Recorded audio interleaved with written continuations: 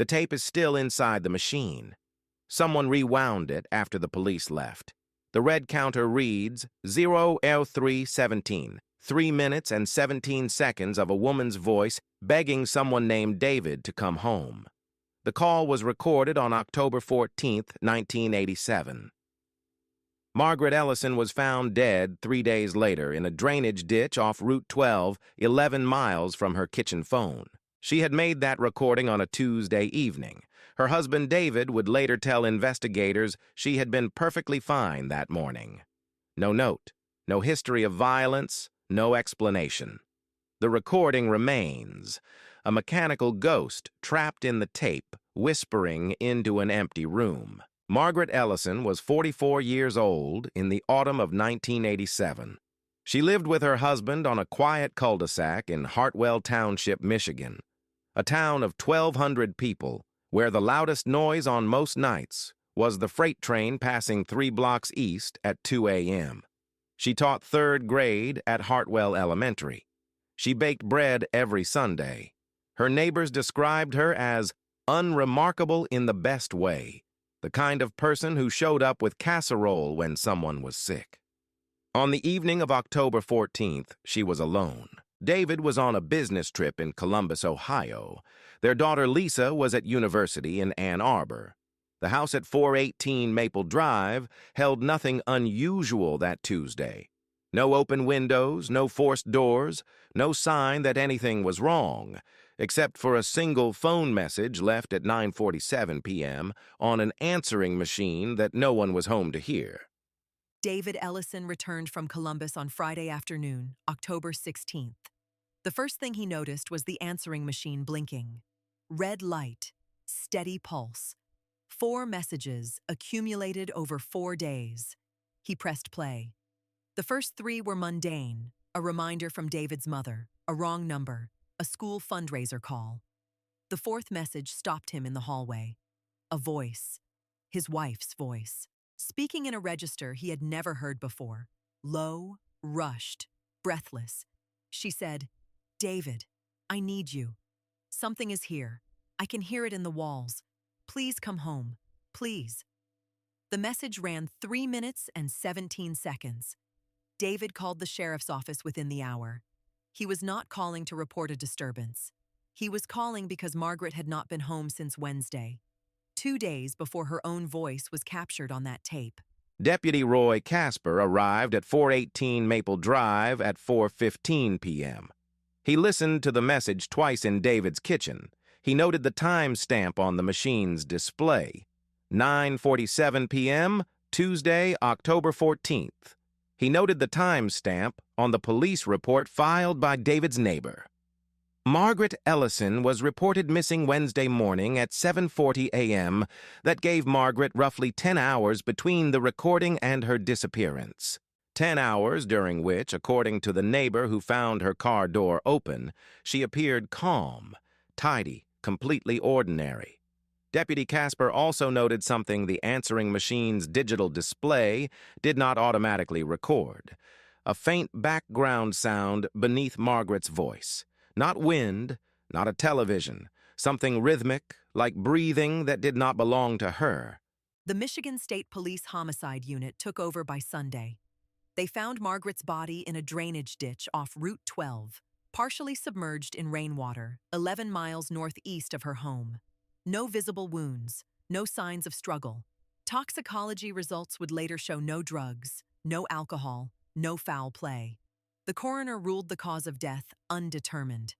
Investigators interviewed every neighbor on Maple Drive. None heard anything unusual Tuesday night. None saw anyone approach the house. The phone line showed no incoming calls after 8:30 p.m. The answering machine's tape was sent to the state crime lab in Lansing. The technician's report, dated October 23, 1987, stated that the recording was authentic and unedited. The voice was confirmed as Margaret Ellison's. No additional voices were detected. And yet the background sound, the rhythmic, low-frequency resonance, was classified as inconclusive. It was noted. It was not explained. 2 pieces of evidence emerged in the weeks that followed. First, the phone company's record of outgoing calls showed that the answering machine had been activated by an incoming call at 9:47 p.m. Tuesday. But the call log recorded the origin as a payphone on Elm Street, 4 blocks from the Ellison home. The payphone had no record of a call placed at that time, no coins, no record, as though the signal had originated from nowhere. Second, David Ellison revealed that Margaret had mentioned, 2 weeks before her death, feeling watched during her evening walks. She told him she had heard footsteps behind her on 3 separate occasions. Always on the path along Hartwell Creek, always after dark, always stopping abruptly when she turned around. David had dismissed it as overwork. The police noted it. They had no leads to pursue. By December 1987, the investigation had stalled. The mainstream explanation offered by investigators was deceptively simple. Margaret Ellison experienced a psychotic episode. The stress of being alone, possible undisclosed personal anxieties, a breakdown that caused her to leave her home, wander, and succumb to exposure in the October cold. Her behavior before her disappearance, the calm exit, the open car door, the lack of distress, was cited as consistent with certain types of dissociative events. The answering machine message in this reading was a symptom, not a warning. A woman speaking to herself in an empty house, constructing a narrative of fear that matched her unraveling mental state. David Ellison rejected this explanation publicly. He maintained his wife had no history of mental illness. Her doctor confirmed she had never been treated for or displayed symptoms of any psychiatric condition. The case was closed as undetermined. It was never reopened. Several details never made it into the final police report. A neighbor named Helen Marsh told investigators she saw a figure standing motionless in the Ellisons' backyard at 3 a.m. Wednesday, 4 hours before Margaret was reported missing. The figure was tall. It wore no coat despite the 38-degree temperature. It stood facing the kitchen window for approximately 7 minutes before walking north into the tree line behind the property. Helen assumed it was David returning early. She did not mention it to police until 2 weeks later when she heard the tape. Additionally, a student from Hartwell Elementary named Thomas Boyer, then 11 years old, told his teacher that Mrs. Ellison had asked the class that Monday to draw the thing that follows you in the dark.